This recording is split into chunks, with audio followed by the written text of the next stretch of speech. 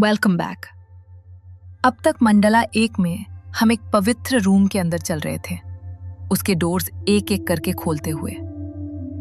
हम मिले अग्नि से, इंद्र से, उषा से, वरुणा से और ऋता से। और लास्ट एपिसोड में हमने थोड़ा पीछे होके एक इंपॉर्टेंट बात समझी। ये डोर्स अलग अलग जगह नहीं ले जा रहे थे, ये सब अंदर की तरफ ले जा रहे थे। अलग अलग नाम, अलग अलग रूप, पर एक ही गहरा सच। और उसके बाद एक नेचुरल सवाल आता है, एक बिगिनर घर पर ऋग्वेदा कैसे स्टार्ट करे? उसका आंसर देने से पहले एक सिंपल बात याद करते हैं। ऋग्वेदा 4 वेदों में सबसे पुराना है और ये सेक्रेड हिम्स से बना है। ये एक लंबी कहानी नहीं है, ना ही एक ही आवाज में दिया गया एक टीचिंग। ये हिम्स का कलेक्शन है, प्रेज, प्रेयर, इन्वोकेशन और रिफ्लेक्शन के रूप में। हिम सिर्फ पेज पर लिखा हुआ टेक्स्ट नहीं होता, ये एक तरीका है ध्यान के साथ सेक्रेट की तरफ मुड़ने का। और अगर आपको इस पर और क्लैरिटी चाहिए तो आप एपिसोड 0.1 और एपिसोड 2 पर वापस जा सकते हैं, जहां हमने सिंपल तरीके से समझाया था ऋग्वेद क्या है और कैसे सुना और प्रिजर्व किया गया। लेकिन आज के लिए इसे सिंपल रखते हैं। आज हम सीखेंगे घर पर ऋग्वेदा का एक हिम कैसे पढ़ना है, न प्रीस्ट की तरह, न स्कॉलर की तरह, न किसी डर के साथ, बस धीरे, रिस्पेक्ट के साथ और ईमानदारी से।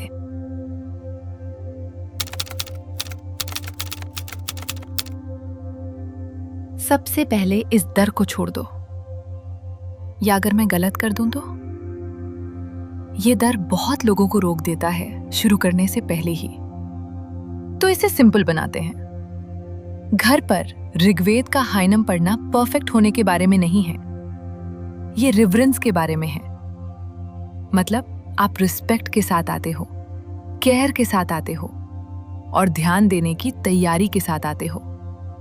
आपको एक्सपर्ट बनने का नाटक नहीं करना, आपको कोई ग्रैंड सेटअप नहीं चाहिए, आपको कोई कॉम्प्लिकेटेड रिचुअल फोर्स नहीं करना। आपको बस एक क्लीन मोमेंट चाहिए, एक शांत मन और एक ईमानदार दिल। ऋग्वेद सेक्रेड है, हाँ, लेकिन सेक्रेड का मतलब हमेशा दूर होना नहीं होता। कभी कभी सेक्रेड का मतलब होता है धीरे से पास आना, कभी सेक्रेड का मतलब होता है जल्दी ना करना, कभी सेक्रेड का मतलब होता है इस मोमेंट को थोड़ा ज्यादा केयर देना। तो पहली प्रैक्टिस प्रोनाउंसिएशन नहीं है, एनालिसिस नहीं है, ये ह्यूमिलिटी है। एक सिंपल अंदर का भाव जो कहता है मुझे अभी सब कुछ नहीं पता, पर मैं ध्यान से सुनने के लिए तैयार हूं, मैं दोबारा शुरू करने के लिए तैयार हूं, मैं ग्रो करने के लिए तैयार हूं, मैं और स्टेबल, क्लियर और सिंसियर बनना चाहता हूं। और शायद इस प्रोसेस में थोड़ा और भगवान के पास आना। और यही एक सुंदर बिगनिंग है। सिंपल समरी, परफेक्ट होना जरूरी नहीं है, रिस्पेक्ट और सिंसियरिटी जरूरी है।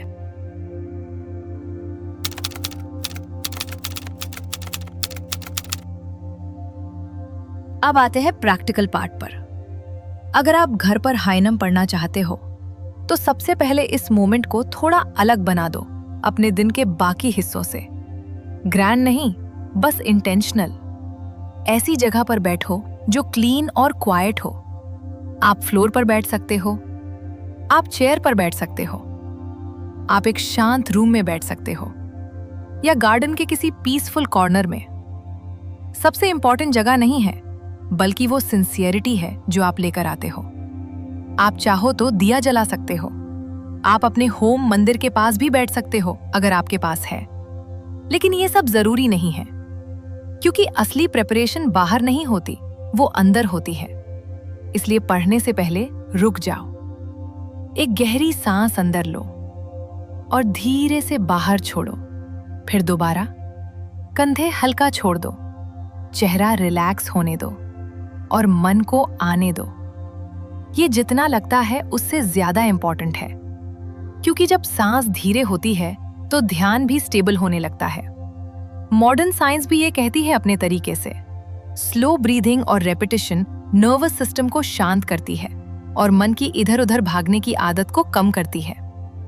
हमारी परंपरा इसे अलग तरीके से कहती है। वो कहती है, ध्यान से बैठो, मन को इकट्ठा करो और शब्दों को ठीक से अंदर आने दो। दो तरीके, पर सच एक ही है। बेचैन मन बस ऊपर ऊपर से पढ़ लेता है, शांत मन सच में ग्रहण करता है। इसलिए सीधा हिम पर मत कूदो उसी स्पीड के साथ जिसे तुम मैसेजेस, स्क्रोलिंग और डेली नॉइज हैंडल करते हो। पहले इस मोमेंट को सांस लेने दो। सिंपल समरी, जगह थोड़ी तैयार करो, पर अपना ध्यान उससे भी ज्यादा तैयार करो।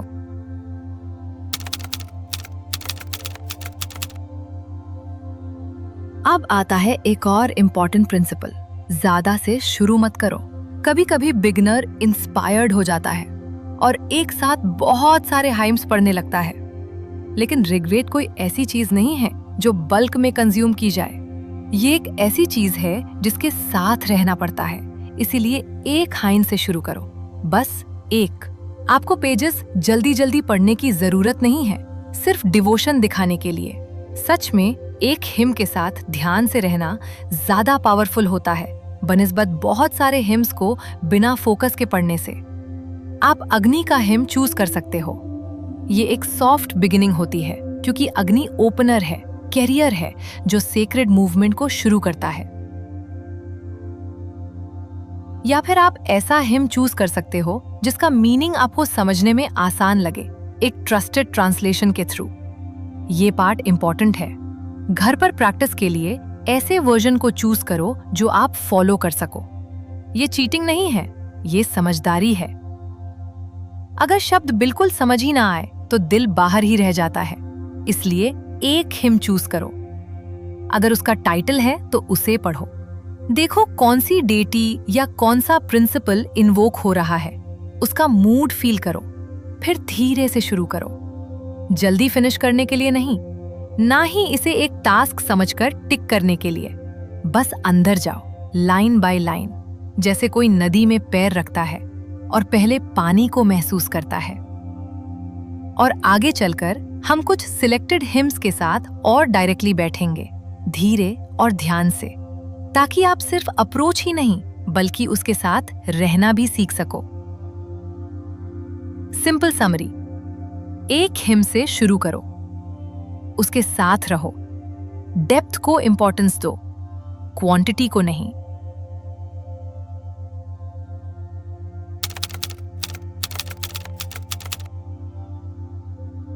अब बात करते हैं इसे एक्चुअली कैसे पढ़ना है। धीरे पढ़ो, उतना धीरे जितना आपको नॉर्मल से भी धीरे लगे। आज का मन तेज चलने की आदत में है। Fast reading, fast reactions, fast conclusions. लेकिन सेक्रेड रीडिंग एक अलग रिदम मांगती है।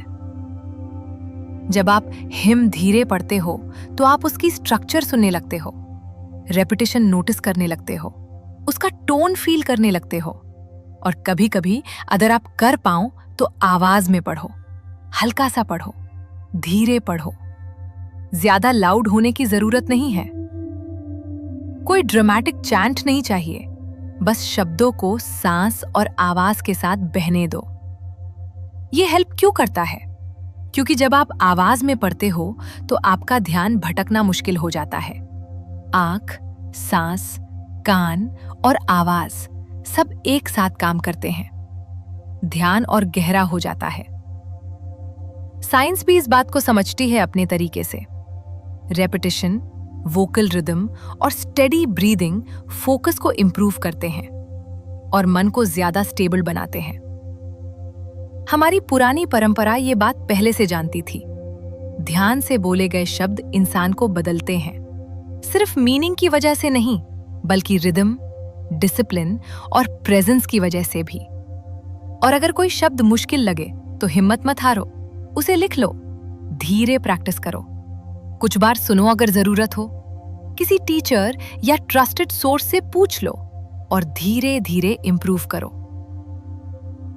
तो लाइन पढ़ो, रुको, अगर जरूरत हो तो दोबारा पढ़ो, उसे सेटल होने दो।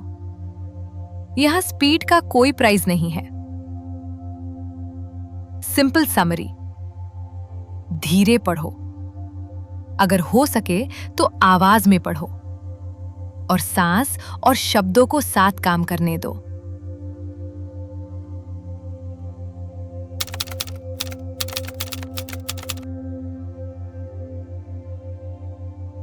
ये पार्ट बिगनर्स के लिए बहुत इंपॉर्टेंट है।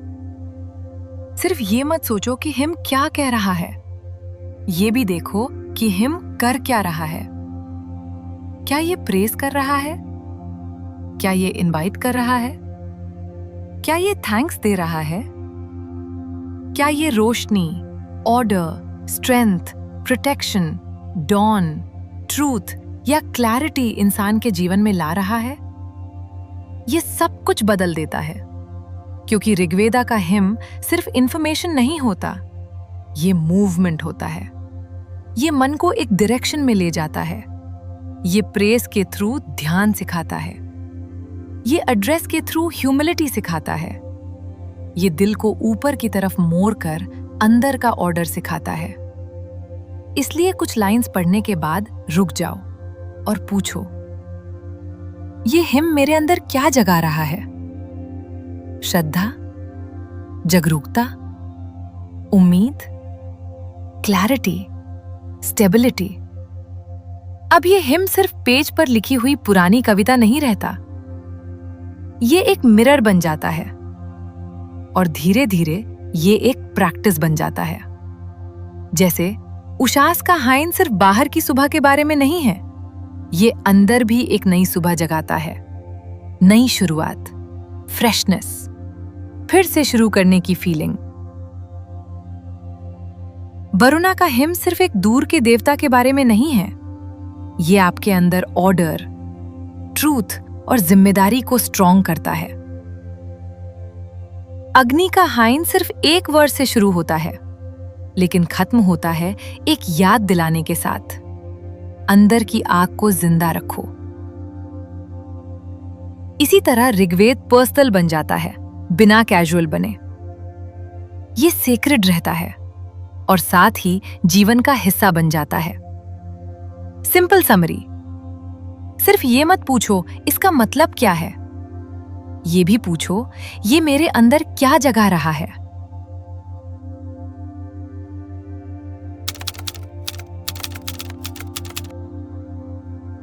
ये एक ऐसी बात है जो मॉडर्न लाइफ हमें भुला देती है। हर वैल्यूएबल चीज तुरंत काम नहीं करती।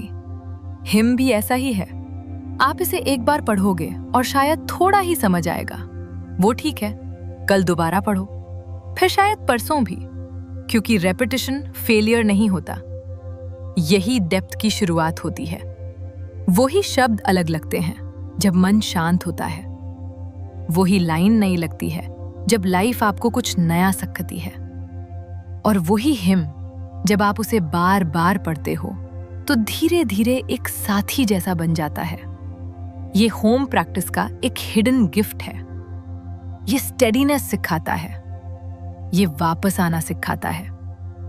और आज के डिस्ट्रैक्टेड टाइम में ये छोटी बात नहीं है। वापस आना उसी सेक्रेट शब्दों के पास, बिना बोर हुए, बिना हर बार कुछ नया चाहने के, बिना इम्पेशंस के। ये ही डिसिप्लिन है और यही कैरेक्टर को शेप करता है। यहां भी साइंस और स्पिरिचुअल समझ साथ आते हैं। काम ध्यान के साथ रेपिटेशन फोकस को स्ट्रॉन्ग करता है। ये मन की बेचैनी को कम करता है। ये सिखाता है कि हर मोमेंट को नया होना जरूरी नहीं है। हमारी परंपरा भी कहती है, जो सच है उसके पास वापस आओ, और धीरे धीरे तुम उससे शेप होने लगते हो। इसलिए एक बार पढ़ने के बाद ये मत पूछो क्या मुझे सब समझ आ गया। इससे ज्यादा सिंपल सवाल पूछो, क्या मैं सही तरीके से आया? क्योंकि अगर आप बार बार सही तरीके से आते रहोगे तो समझ अपने टाइम पर बढ़ेगी। सिंपल समरी, एक ही हिम पर बार बार वापस आओ। रेपिटेशन भी प्रैक्टिस का हिस्सा है।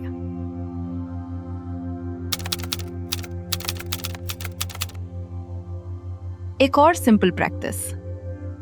जब आप पढ़ना खत्म करो या सुनना खत्म करो तो तुरंत वापस नॉइज में मत जाओ।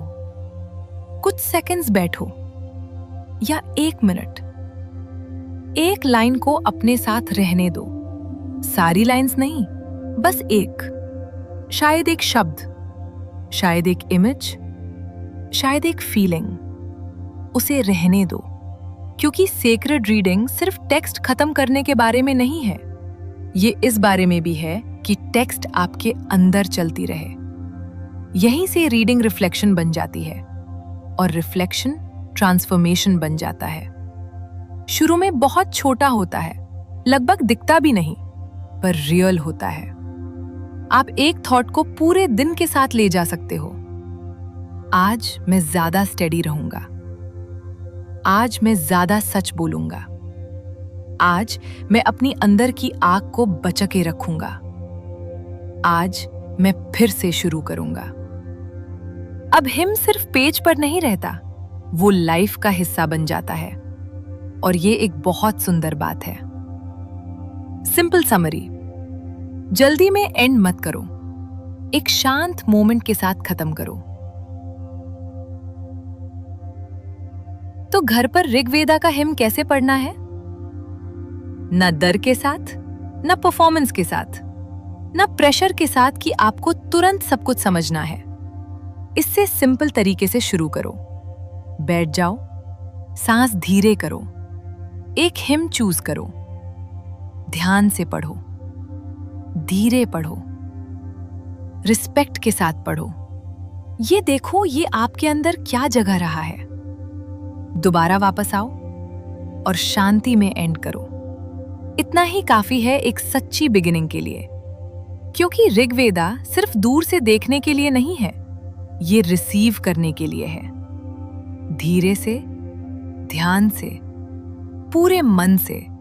और शायद यही असली होम प्रैक्टिस है। सिर्फ पुराने शब्दों को पढ़ना नहीं, बल्कि उन शब्दों को अपने अंदर जगह देना। एक ऐसी जगह जो ज्यादा स्टेबल हो, ज्यादा ऑर्डर्ड हो, ज्यादा जीवित हो और ज्यादा सुनने वाली हो। लोग इसे फोकस कहते हैं, हम इसे संस्कार कहते हैं।